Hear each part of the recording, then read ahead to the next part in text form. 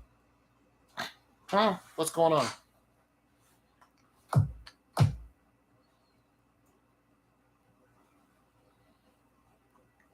Mm-hmm.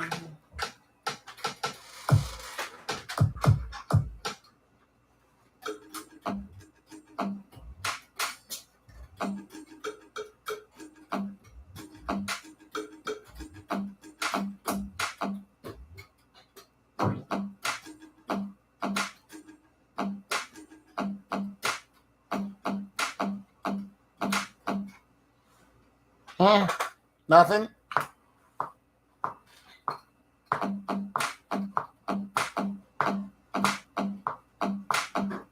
can't do that. Nothing? He was going to say nothing? He's going to tell me about something. Last night I had the strangest dreams. No, none of that. Too old. Took a little sailboat to China. No, none of that. You said you had to get your laundry clean. No, I don't know that. What does that mean? She said, ain't nothing gonna break on my stride. Ain't nothing gonna hold me down. Oh no, I got to keep on moving.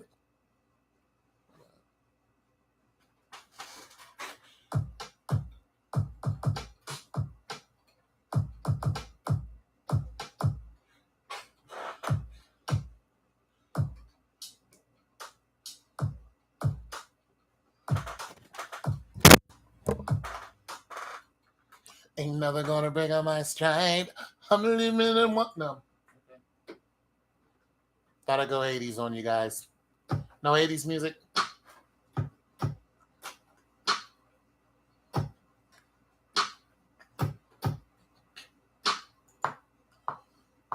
No?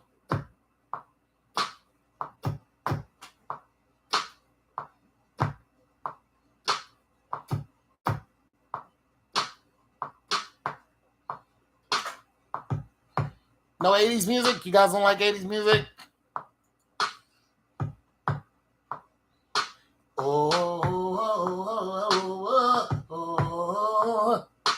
Oh, the night. No Jungle Boy?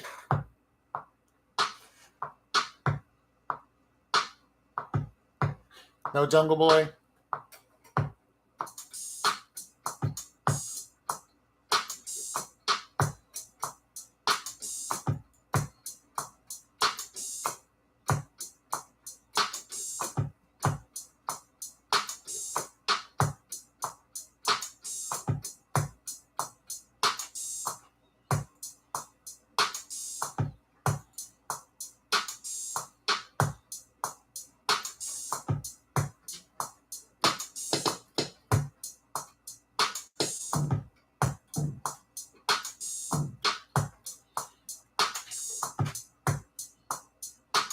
Y'all don't like 80s music? I tell you what, I think I'm just outdated. I think my time has passed. I'm a relic. I'm a blast from the past.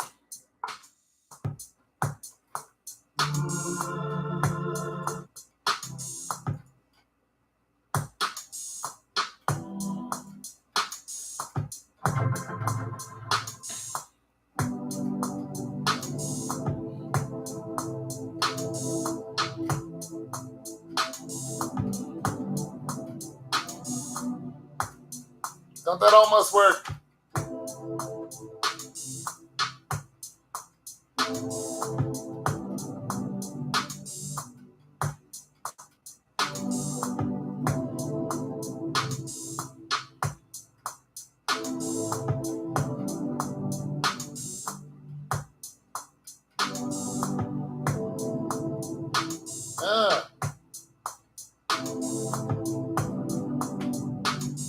That almost worked on it.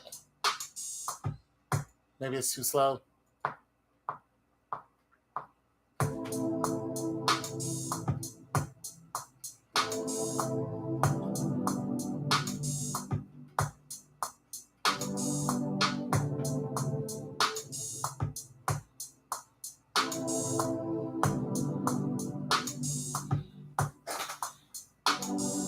But once upon a time, not long ago, and people were together, they lived life slow. And once stern and justice stood, and people misbehaving like it all so good. There was a little boy.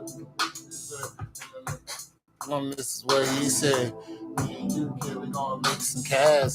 Robbing old folks and making the blast. And I did the job, the money came me. But one couldn't stop. It's like you hide the Z. You robbed another and a sister and a brother. And then throughout the DT undercover, the car started good, started knocking the ride. He said, be still, kid, no need to study. Y'all know that song, Slick Rick?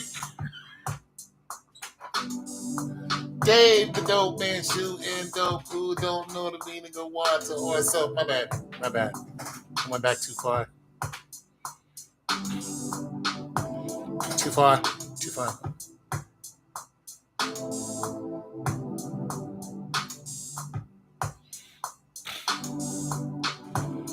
Too far. I went back too far.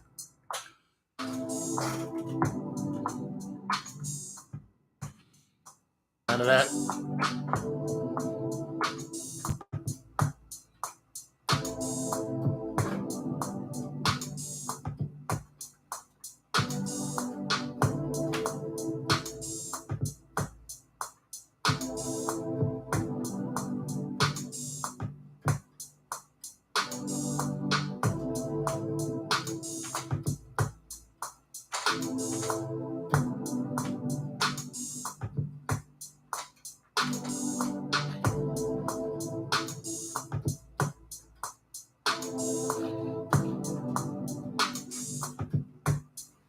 I'm having too much fun with that.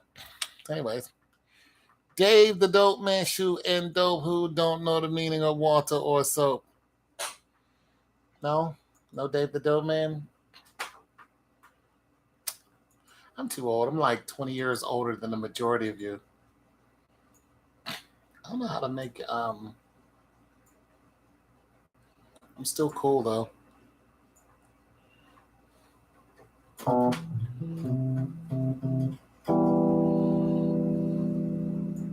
I'm still a cool old man.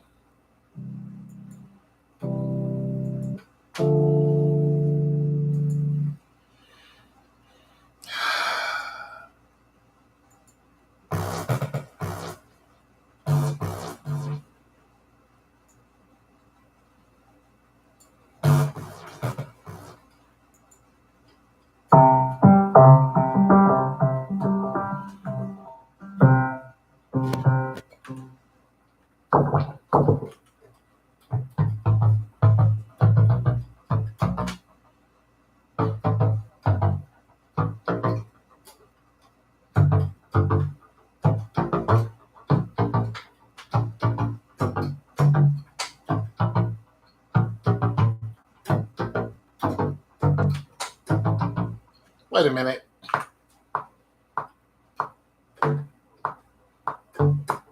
All right. I think so. I didn't think you wanted to do that. So I was going to hit you with the boom,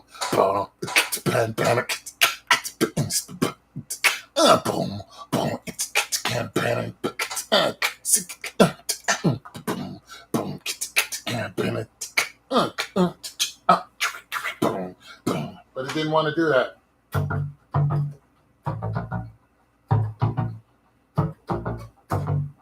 See, it won't let me do it.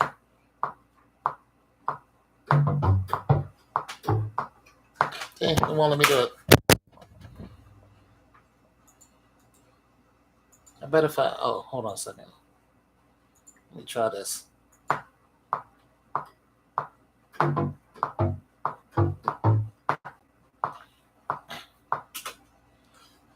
All right, I'm about to give up on you.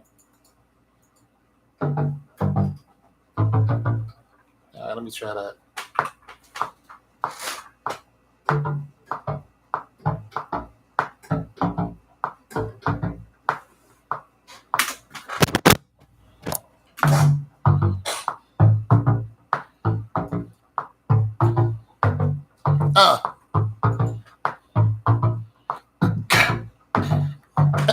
Get down. My bad, I'm being old again.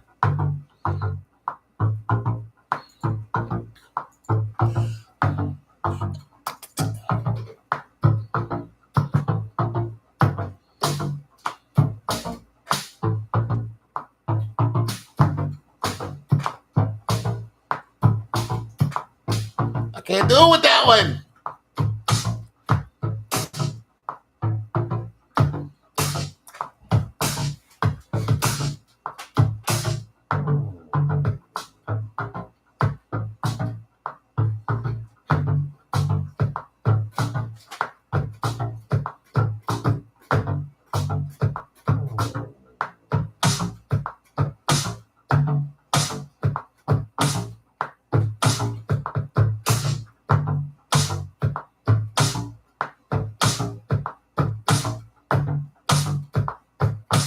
I won't let me get it.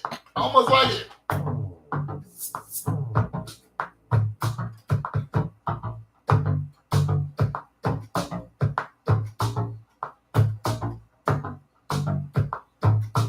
I don't like the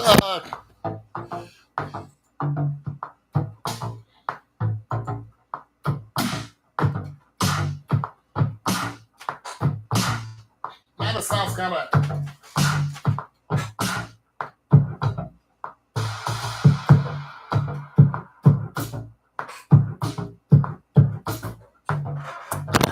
It's gonna drown my bass out.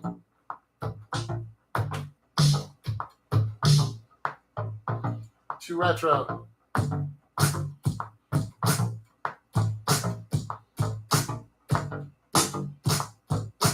Almost.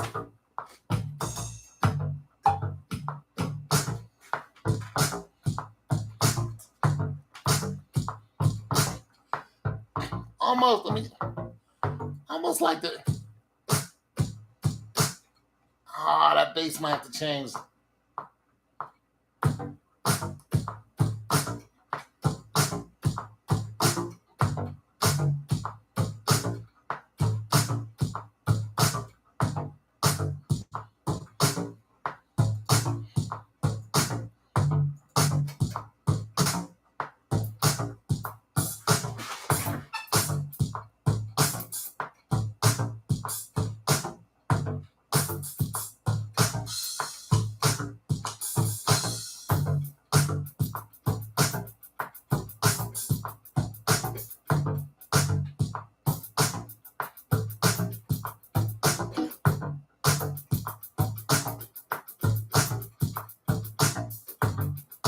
Like the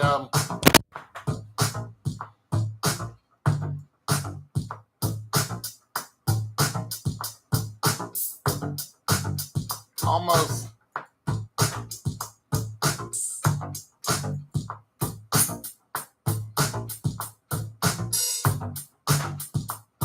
I'll deal with that one.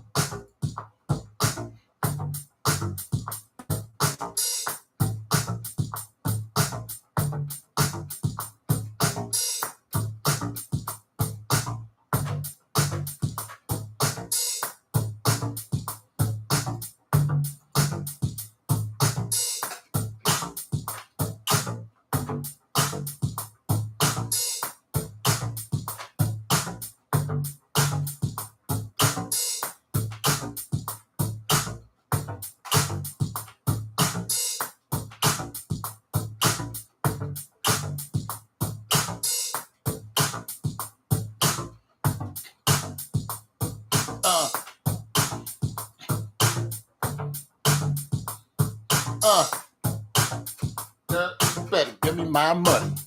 So, get down. All right.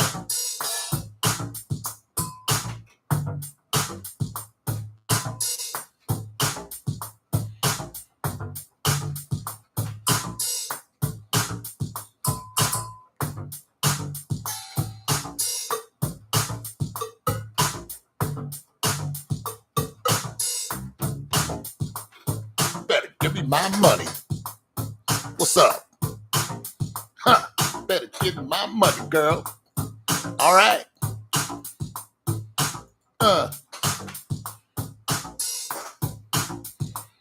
Better give me my money, huh?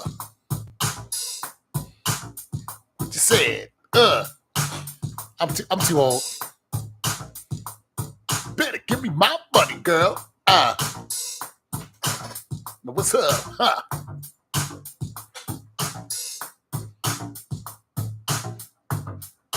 know y'all like it.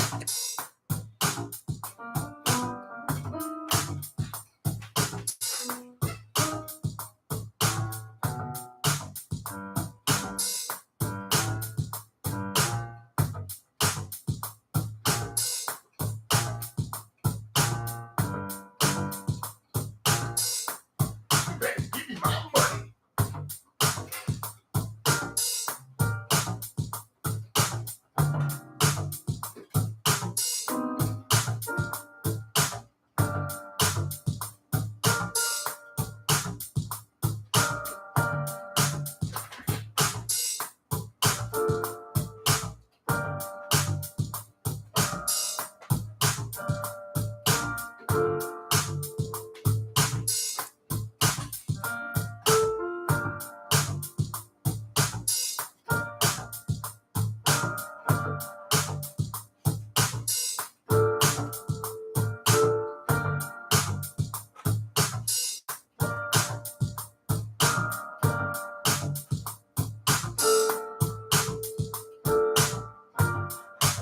You better give me my money.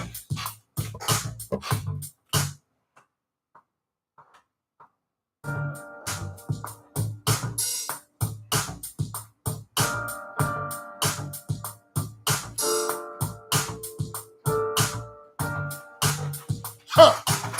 Get down.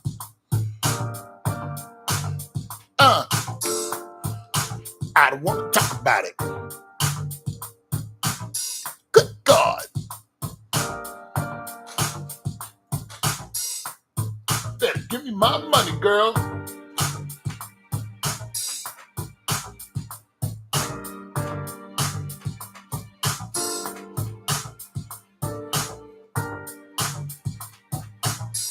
Oh, somebody better talk to her now. Huh.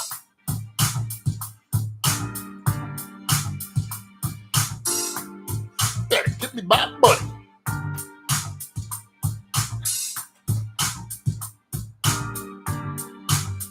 Oh, put the rhythm to the beat.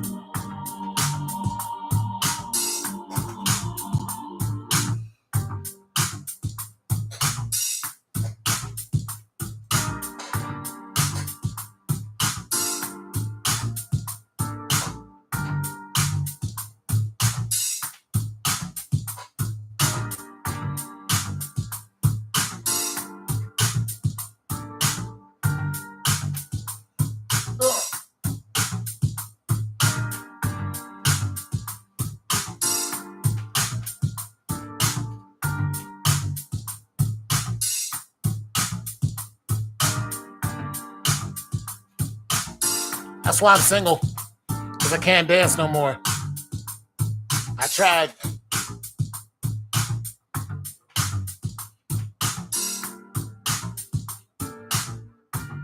I can't dance no more.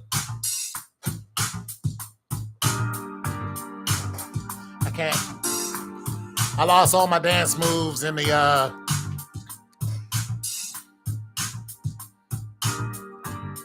back in the fallout of '98. The Great Dance Depression of '98. I lost all my dance moves. Somebody absconded with my dance moves. It's okay though. I'll still live. It's all right. No need for an emergency. Break it down. What's your mama cooking? Good God. Your granddaddy home? Come on out and play basketball. Get down. Put your bad knee. Hit it. What's your mama cooking?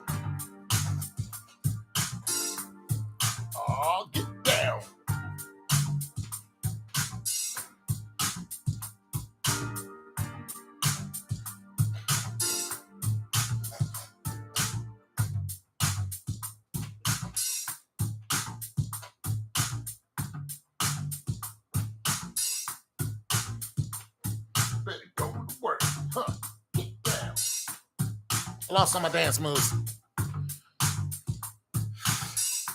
It's in the fallout of 98. Last dance floor I saw. I spun around 3 times and my knee. Yeah, that was it. Got a little right there on my knee. That was it for me. I couldn't get low anymore. That was it. Ladies don't want you when you can't get low. I tried to get down there. Caught me right in the meniscus. That was it. It was like, your meniscus? And I was like, yeah. It's like, you're finished. I was like, I know. I had to play the wall. After that, it was all over for me. Give it. I was still all right. Huh. Holding up the wall. Huh. Get down.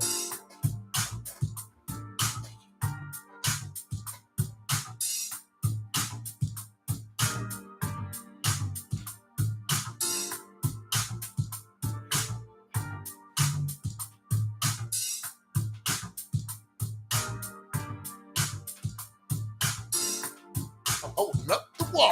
Huh. Get down.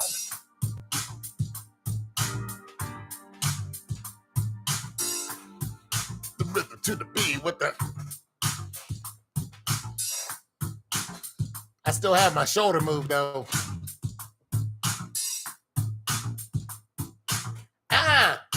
They couldn't take that from me. I could only lean my left though. My left leg. So I had to, That's all I had. It was the last bastion of pride. That was it.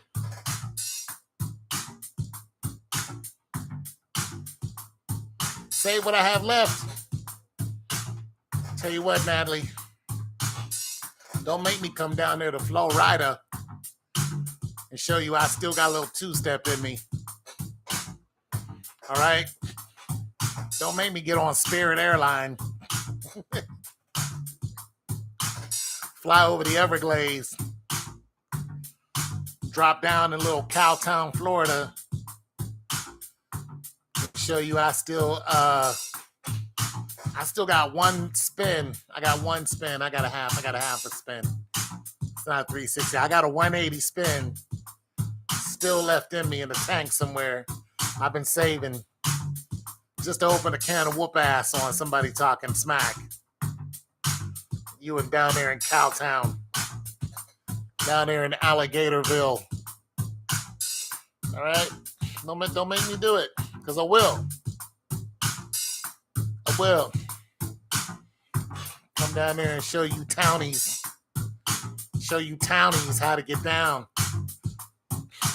You small city folk. Give it to them.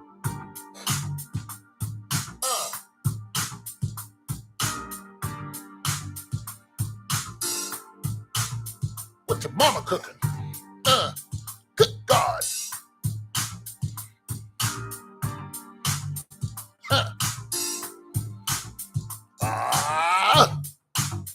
Don't make me come down there and do it to you. Your mama be like, what you done did to my daughter? Be like, I hit her with that shoulder, Miss Ma'am. That was it. She was shook from there. All right. Now, I ain't hit a chick with the shoulder in a minute. They go a little nuts. Calling me all in the wee hours of the morning and ask me what I'm doing. It's dangerous out here with the shoulder. I have to peel them off of me. Don't give them my address, because they'll be stopping over. Asking me, what you doing? What you doing? Sleeping.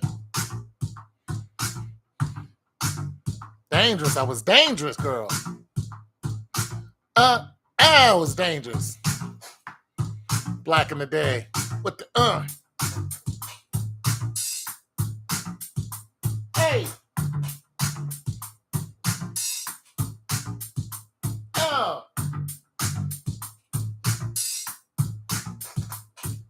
All right.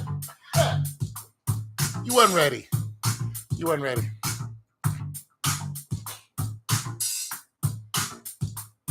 Oh, do it to him. With the bam, bam, bam. Girl, you ain't ready. You ain't ready for that. Gonna have to explain to your mama why you ain't acting right. Cowtown.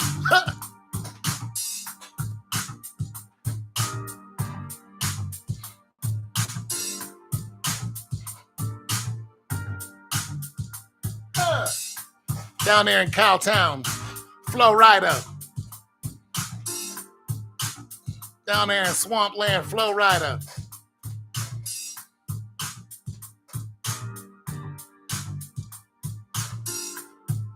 I've been to Florida a couple times.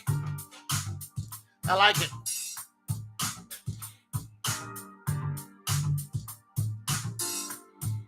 It's not a bad place. I was just a little nuts. Why? I think y'all get too much sun in Florida. I think too much sun just drives people nuts. I ain't got no shade down there. I got like 5 palm trees. Y'all got like designated shade.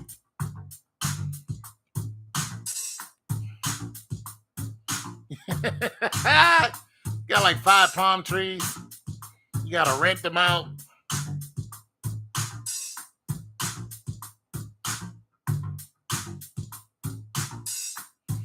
Y'all need some rain. As long as it don't flood, give it to them. Oh, what step? Gonna get wet.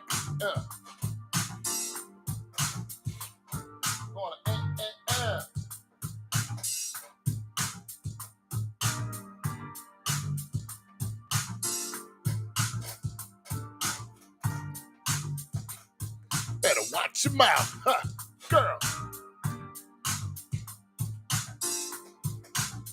Where my money at? Good God.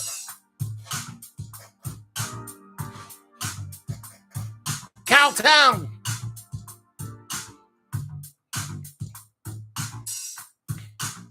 Cowtown, Florida. Got like what, 35 people living in in one area code. It's all right though. The less people, the less crazy.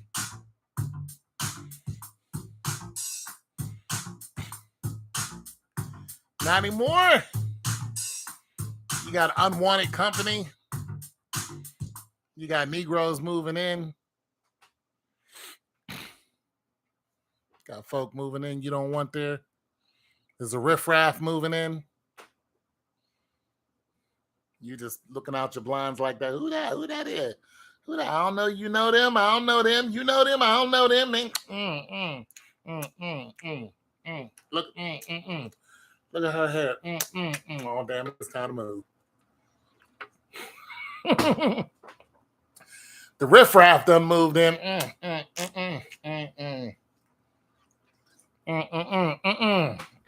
They got like 9 kids.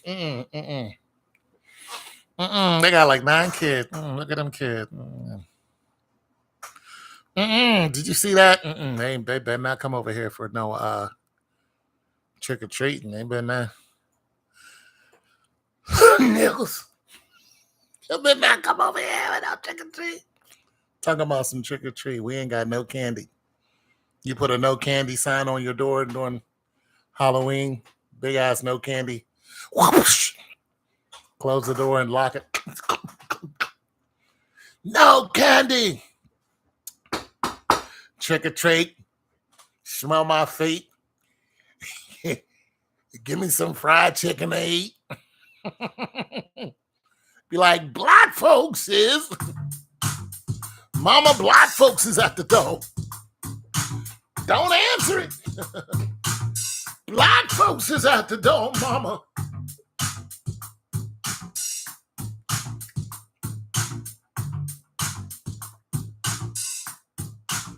Beautiful homes. That's good. How much are they? 200, 300,000. Well, that base is hard. How much are the homes down there? I found out how much. Oh, I can't afford that. I found out how much home I could afford in my current state. I can afford about $120,000 worth of home. Like, I can make that payment. That's not including taxes and everything else, but it's just that mortgage I can afford. That puts me at around $800 a month. Somewhere around there.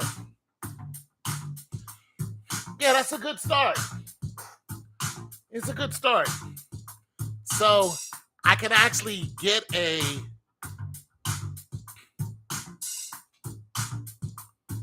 what that is. Yeah, that's how much I can afford. That's without me hustling. That's with no side hustles. About $120,000 worth of home.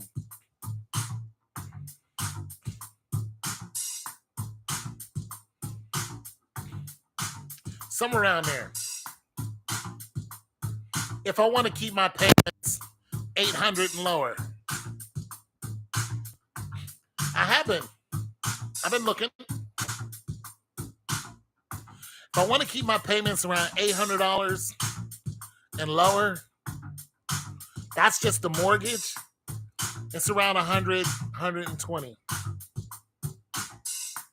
Because I asked the bank, I called the bank and asked the loan officer, I said, how much would 200,000 be?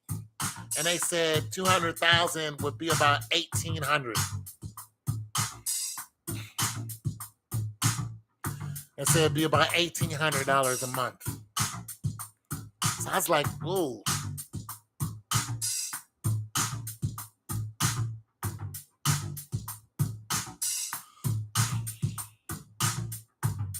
It'd be about $1,800 for $2,000 worth of.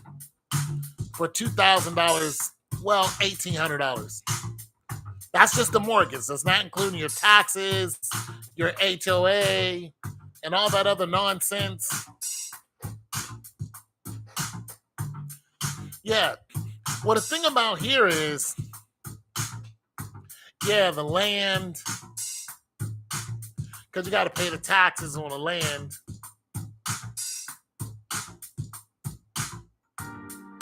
You know what I'm saying?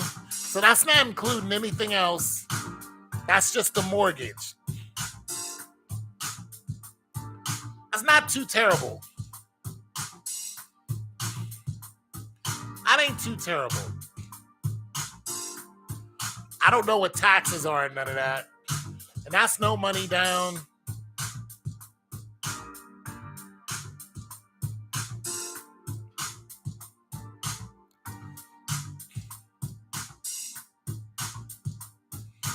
Well, that's $100,000. Because Nat, check it out, Nat. So I've been looking around for homes, right? To rent. I've been looking to rent one, right? So I actually saw a home in Greenville, Ohio, which is about an hour and a half from here.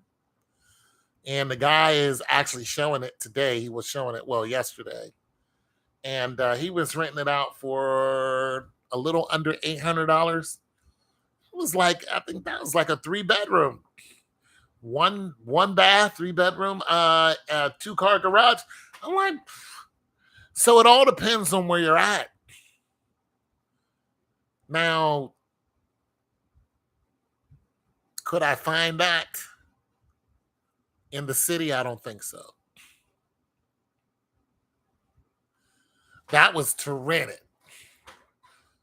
But you got to understand, if he's renting to me for $785, then that means I'm covering his mortgage.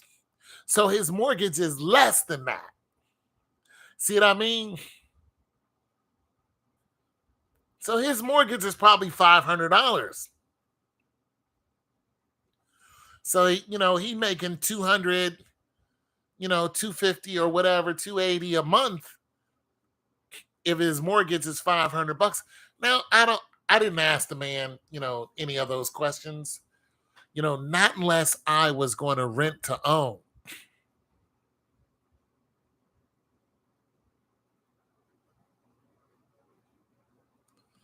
To get my own home? Well, what I'm probably going to do, I'm probably going to rent to own. I'm probably going to rent to own because I don't have a lot of money or make a lot of money. But the thing about me is I don't spend a lot of money and I hardly have any debt. I don't have school loans. I don't have hardly any debt at all. I don't have a high credit score, but I don't have a bad credit score because I don't have any debt. Anything that I want, I go out, get the money, and I buy it. My 2 trucks were bought with cash, straight up. Bought both of them with cash.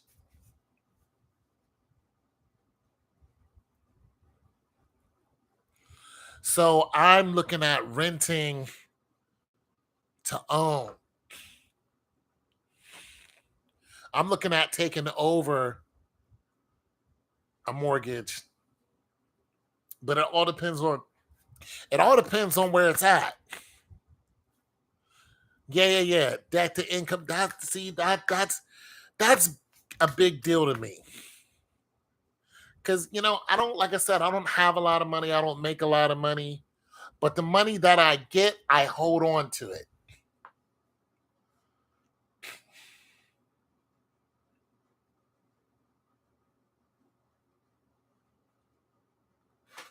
Well, the thing about me is I'm a veteran, you guys.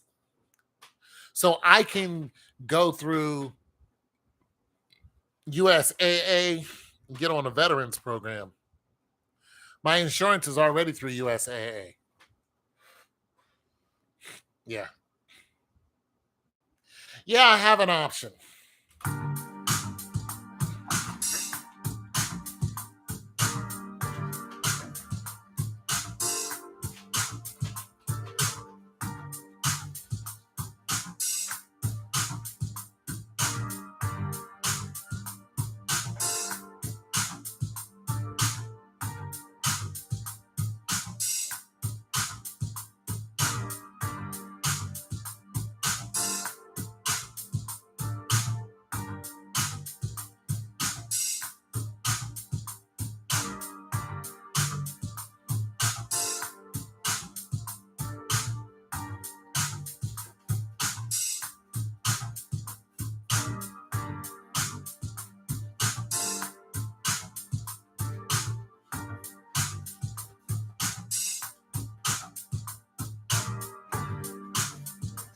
My bad. Showing off my dance moves. My bad. I got that one step.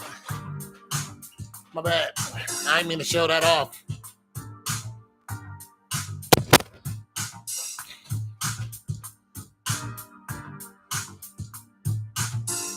Now she's got a sister.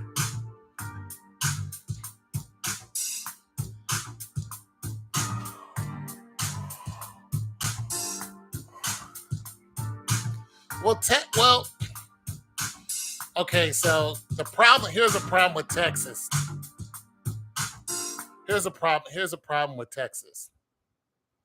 The problem with Texas is it's being invaded. That's the biggest problem with Texas. It's being invaded. David Ruffin. Yeah, Texas is being invaded. You had 4 million Hispanic people. 4 million Hispanic people came into Texas or across the border in 1 year. It was supposed to be less than 1 million. You had 4 million cross the border.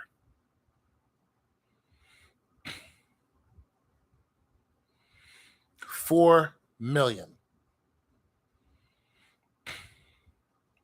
That's a lot of Hispanic people. And there's more pouring in. Title 44 hasn't stopped anybody. They're jumping right up over the fence. They're jumping over that wall that's built. They're jumping right over the wall, landing in America, and making a run for it. They turned away all the Haitians, but all the Hispanic people, they let them come right into the country like it ain't nothing. But all the Haitian people, they put them on an airplane and sent them back to Haiti. Isn't that something?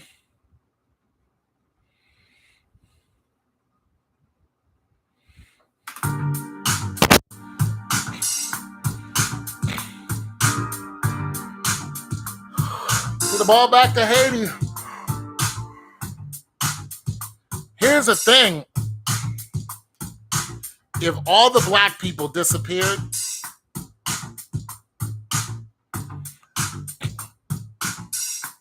they wouldn't be happy about that. If all the black people disappeared, just imagine what sports would be like. Music, the movies. Imagine all the black people just disappeared. The jail system. The jail system would fall immediately. It would fall. It would fall immediately. It would be boring.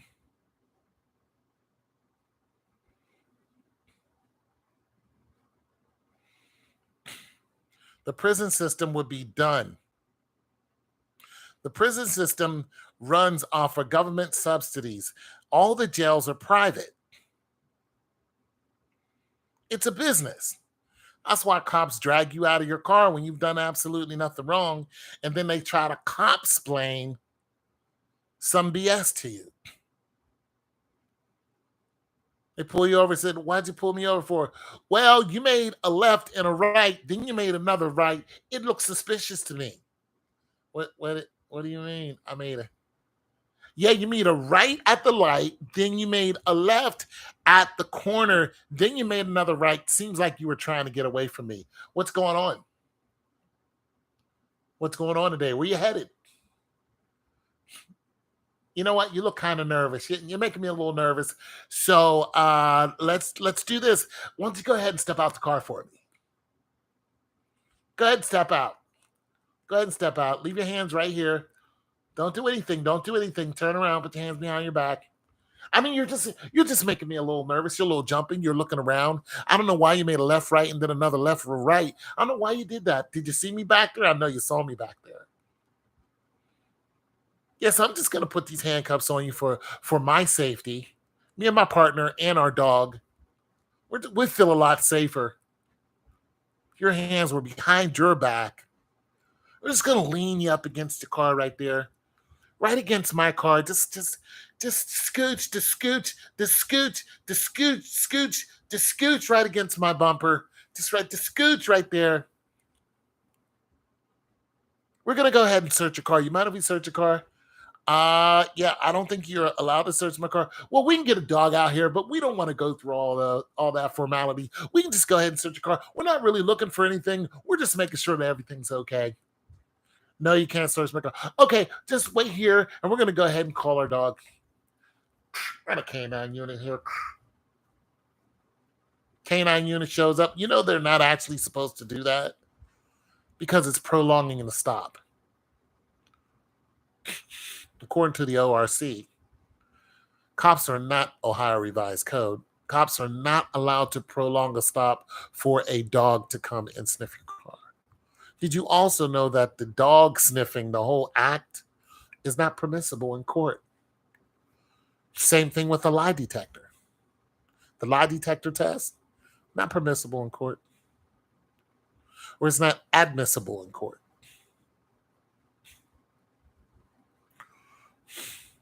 They bring the dog and then, come on, boy, So, were you smoking weed today? Do you have anything in weed? Because the dog hit on your car. It hit right around where this area is. Did you have any weed today? When did you smoke weed? I don't smoke weed. Okay, that's okay. Okay. So, what time did you smoke weed? I don't smoke weed. Okay, okay. So the dog hit on something. So we're gonna go ahead and search your car. I mean, if you got anything in the car, just we don't care about a little weed. I don't smoke weed. All right, just hold tight. Illegally search your car.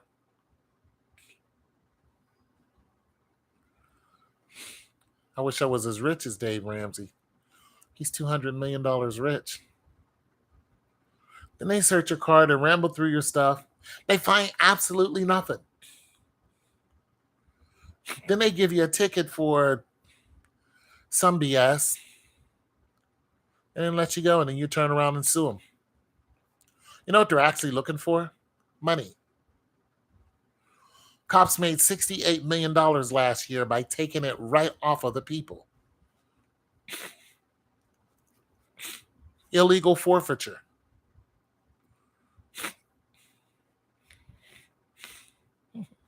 They made this up, especially the highway cops, because there were drug traffickers coming through, on the highway. So whenever they stop someone, they'll ask you, how much cash do you have? And I say, look, we don't really care about, your turn signal. I mean, if you have a large amount of cash, just let us know. I don't have any cash. I mean, look, I mean, we just want to, go through your vehicle, and that's what they're really looking for. They're robbing you. If they have cash, they'll say, "What? Why do you have $5,000?" It's because I was taking it, minding my goddamn business. But nothing I need to tell you. Well, we feel like you're making us a little nervous, so we're just gonna go ahead and they'll take it.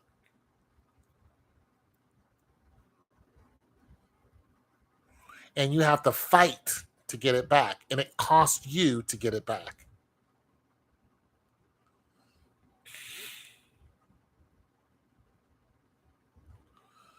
Can you rent it? I don't know. I don't know what the legal. I don't know about that. Can you rent a room if you're rent to own? I'm gonna go out on a limb and say probably. It's basically, well. Here's the thing. That's a good question because here's how you would do that. You would list it on Airbnb.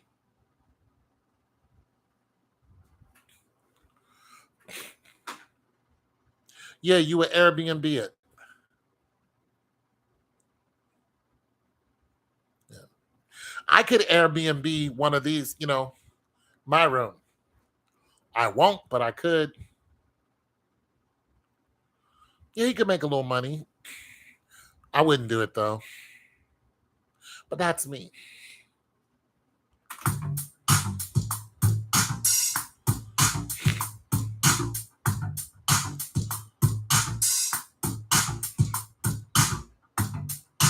But that's just me.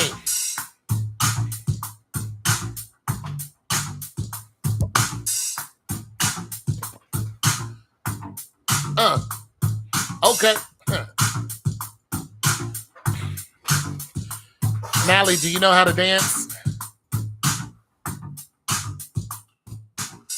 I'm thinking you wouldn't get a roommate. Nah. I don't want any roommates. Unless I had to.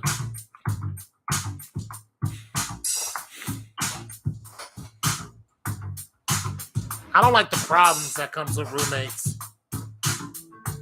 They don't want to pay the rent. Get out.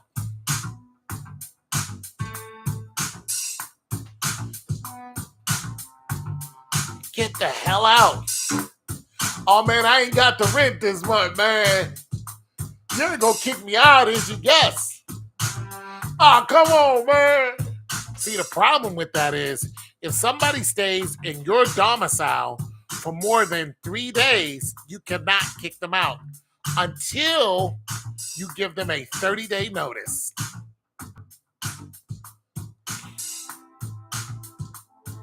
Good night. You have to give them a 30-day notice.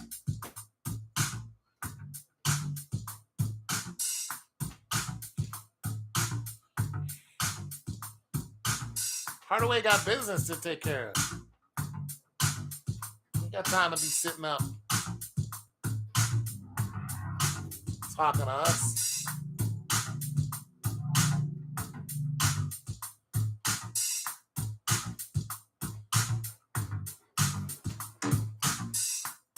You got time to be.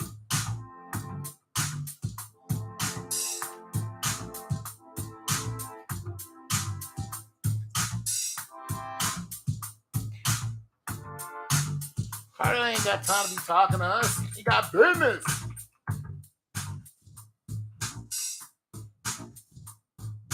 You're a businessman.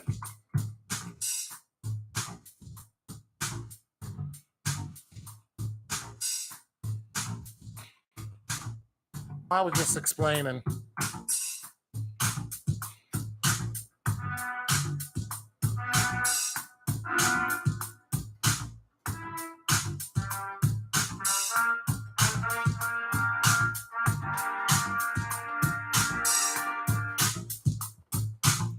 He a businessman.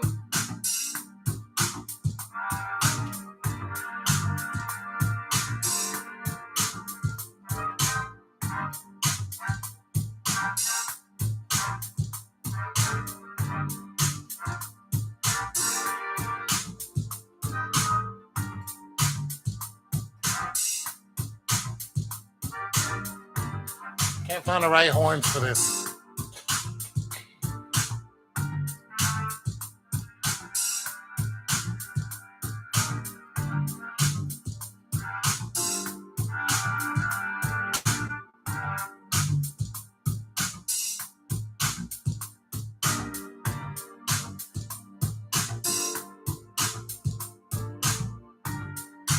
Doesn't matter.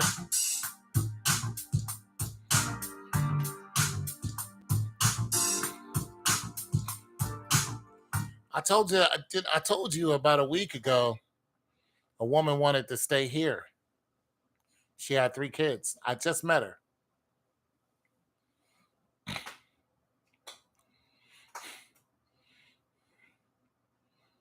She asked me to come live with her at her house. I was like, just met you. Called me 2 days later and she was like, yeah, I don't have no job. I got 2 kids, not 1. And they're kicking me out on the 15th. And when she called me, it was the 12th. I was like, well, I asked you, did you have a job? You said you do something in tech. She's like, no, I haven't worked since last year. And she said she had a roommate, but a roommate left. And since she wasn't working, then nobody was helping watch her kids.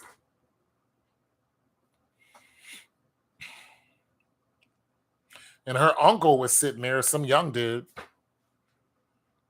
And I'm thinking, you got 2 adults. He can't watch your kids. She's like, he's from Chicago. He's going back to Chicago. I was like, you're in a real pickle, but you can't live here. I was like, your kids aren't going to listen to me. She was like, but you could be a father to them. I was like, listen, honey, you like what, 20 something? I'm 55 years old. Your kids aren't going to listen to me. They're not. You can't stay here. Like I'm not chasing those kids. I'm not chasing a 6 and a 3-year-old around. It's like they need to be with their father. She said their father is married to another woman. I was like, he don't give you child support? She's like, no, he doesn't do anything for his kids. I'm like, oh. I said, listen, what you need to do is call the shelter. I was like, do you have a car? She was like, yeah, but I don't have no insurance.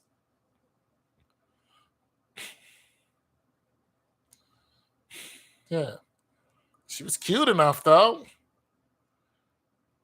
Had a great body on her. I was like, she gonna be all right, but you can't stay with me because I know you're not interested in me.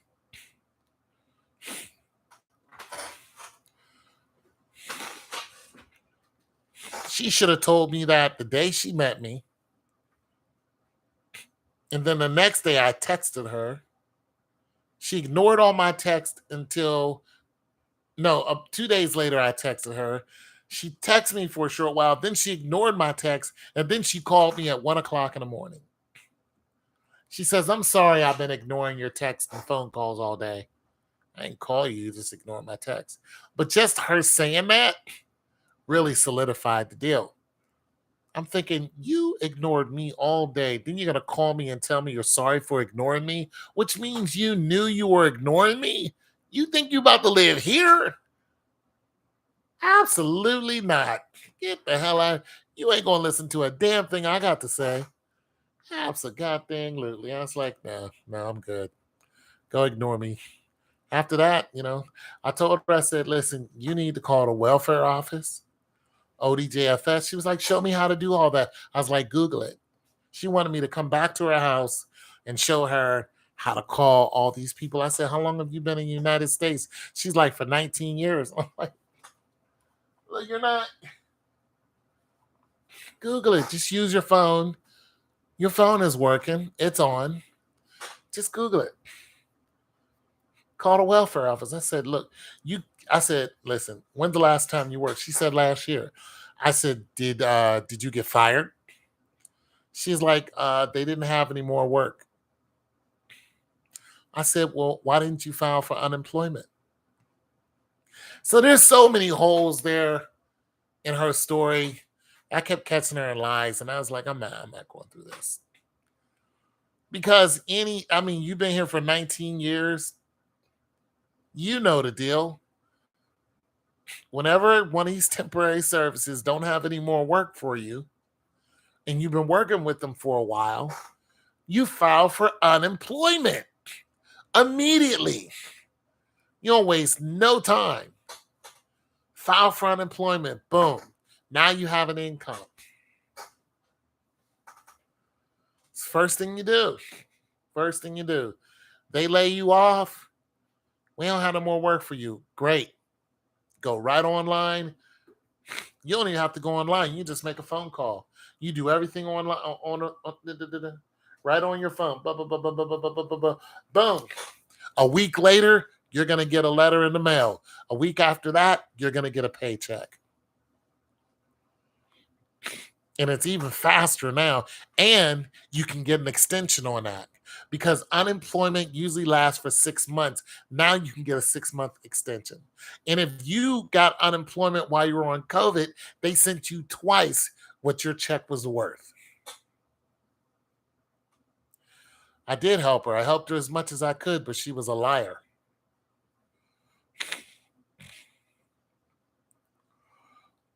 Lied right to my face. And then you ignored me. I can't help you. If she really wanted help, I could. She wanted me to help her. That's why she was trying to get me back to her house. She wanted me to help her move all of her stuff because I had a truck. No, I'm not. I'm not doing that either. Well, I don't know if she's okay. She tried to call me, but I blocked her number. She could have made a couple phone calls and would have been okay. Couple phone calls. There's plenty of help for women, especially if you have kids. There's plenty of help for females. And you're a young female too, there's help for you. She could live in a shelter for a week. She had an automobile.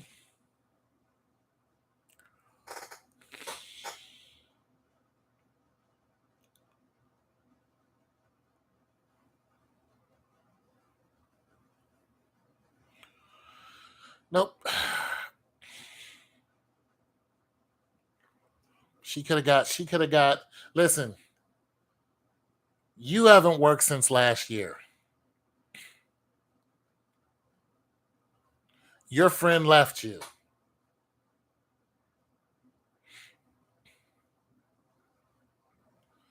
and you didn't call the welfare office.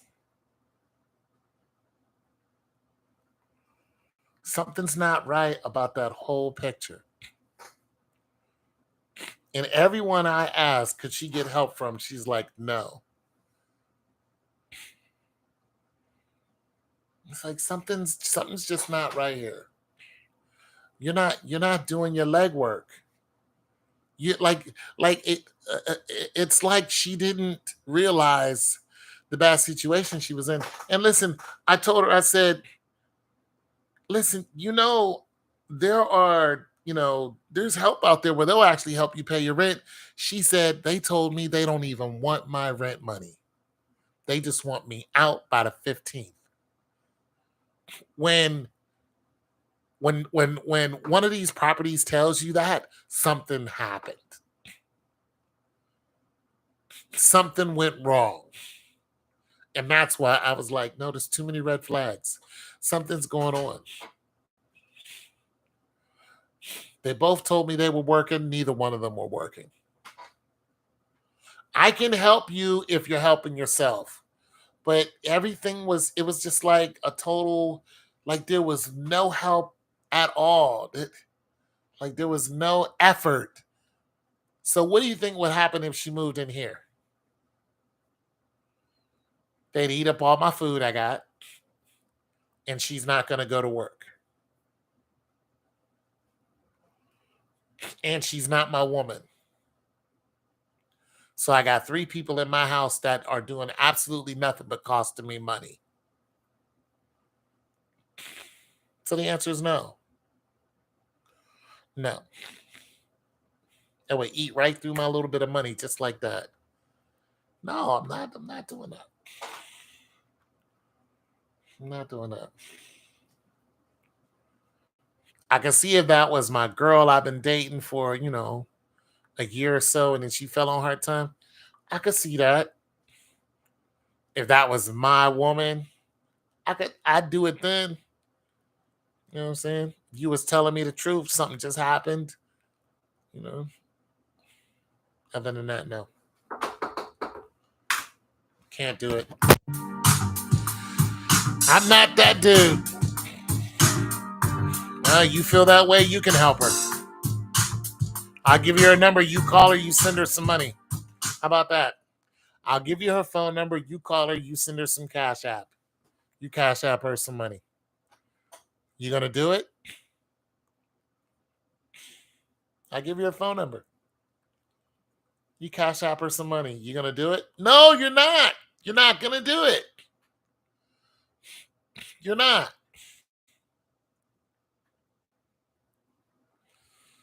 You know you're not.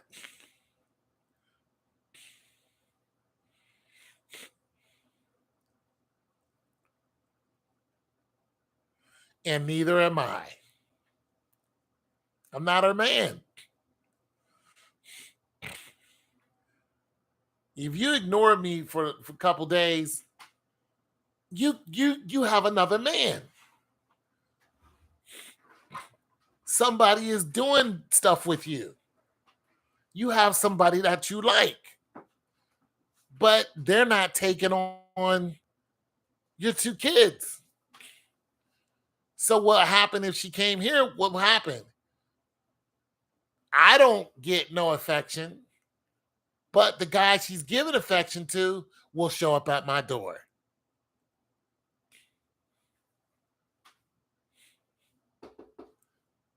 Yo, who this? Yo, so and so here. Yeah, yes. Who are you?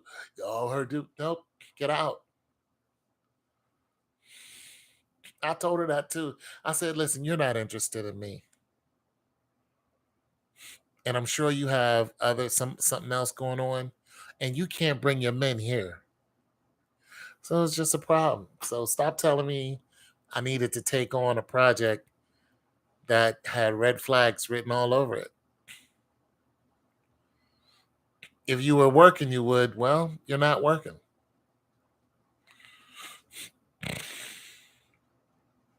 No, men got to be wiser than that. We got to be smart out here. We could get into a terrible situation real quick just by being simps. You can get into a real bad situation real quick. And she looked good too, trust me. She had a fatty and everything. That fatty would get you killed.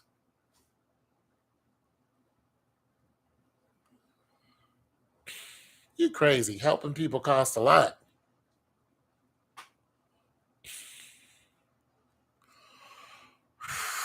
Like I said, I'll give you a number. You could do it. But she can't live here.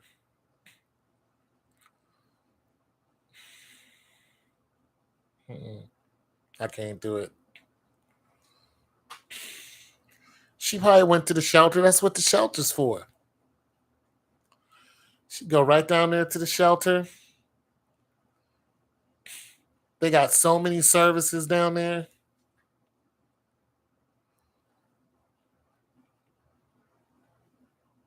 Franklin County ain't no joke. They hook her up. As soon as she get down there and process her, be like, okay, this information, blah blah blah blah blah blah blah. Here's where you and your kids will be sleeping. Get up in the morning, hand her all this information, call these people, these social worker, blah blah blah blah blah.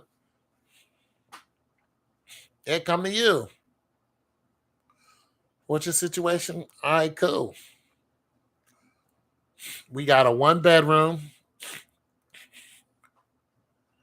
We got a little 1 bedroom HUD house for you.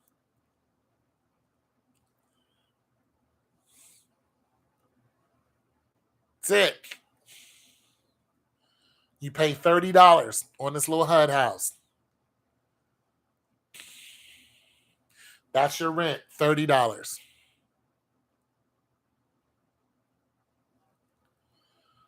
That's it. You got to go to work and get $30. Do you know some people don't even do that? The rent be like $11, $12. They won't do it.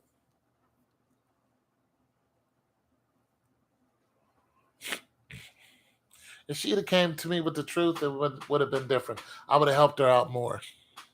I would at least helped her move. I would have put her in a storage unit.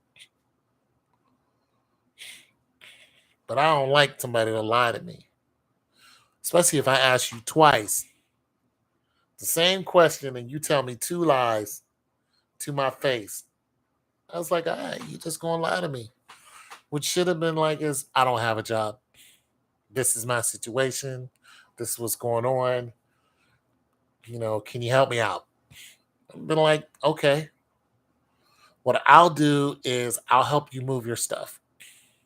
And I'll get you your first month's storage unit. You still can't live with me though, because you're not going to listen to me and your kids aren't going to listen to me. And I'm not doing that.